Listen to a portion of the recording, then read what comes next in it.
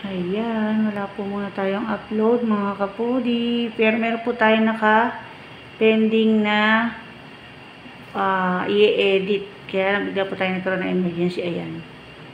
So, 2 araw na po kami dito sa hospital. Una po sa Castro. Tapos nalipat na naman kami dito sa ACE. Kasi po si nanay nagbara po yung mga bato niya sa bile ng ng abdo po niya. So mamaya ay ang gagawin po sa kanyang procedure ay ERCP. Parang ewan ko kung tama sa pagkakaintindi ko. Susungkitin po yung mga nagbara na bato, tapos tsaka po siya ooperahan.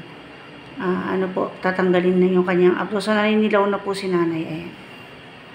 Ayan, kahapon nga po siya, convulsion nung nandun po kami kay Castro, kasi hindi ko alam kung nag-leak na po yung abdo niya or dahil nagbara na. Nagpo-40 po yung lagnat niya. 2 beses po siya nag-convulsion. Tapos natalata po siya kahapon, maghapon hindi makausap, nakapikit lang siya, tulog maghapon. So yan, dito po sugo tayo ng ilang araw. So, dito po rin kami, si Kuya pala yun yung na-aksidente. Nung pa lang sa COVID, hindi dito. Doon pala yun kay Dr. Galvez sa San Ildefonso.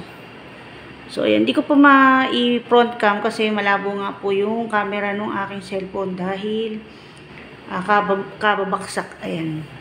So, hindi naman ako makapagdala ng GoPro. Kasi po hindi ko rin ma-edit. Naka-data lang po ako. Kailangan po konting video lang. So, ayan.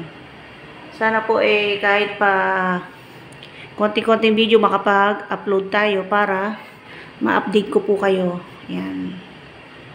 So, ayan. Thank you for watching po mga kabudi. At sana pakiabangan po yung mga ibang i-upload ko na video. Paki-watch na lang po. At yun po malaking tulong na yung panonood lang ng video. Ayan. Thank you po sa inyo lahat. Ingat po at God bless. Nga po pala, bago ko magpaalam, share ko lang yung po kasi in-upload kong video na naka-confine yung tita ko. Hindi po ba nagkamali kami ng pasok ni Mark Dennis? Sa 328 kami napunta.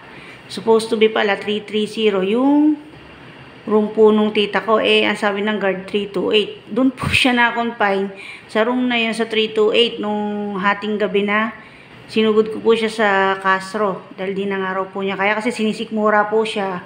Tapos inaapoy ng lagnat. Tapos basta uminom siya ng gamot, naramnan ng gamot yung sikmura niya. Maarumbang po siya sa sakit, sobrang sikmura daw po. So, ayun po na, baka nagkataon lang na dun din sa room na yun. Pero, nag-transfer po kami dito sa ACE. Wala po kasing ERCP yung Castro. Dito lang po meron. Tapos, kaysa daw bumalik kami uli ng Castro for operation, dito na rin daw po gagawin yung procedure. Para dire-diretso na po, huwag na po babalik-balik. So, siguro, tatagal kami dito ng mga 4 to 5 days pa po. Yan, update ko lang kayo. Kaya wala po muna tayong mga serye-serye sa school. Pero may mga video pa po ako doon na nakapending. Pakiabangan na lang po sana at pakipanood po. Thank you po.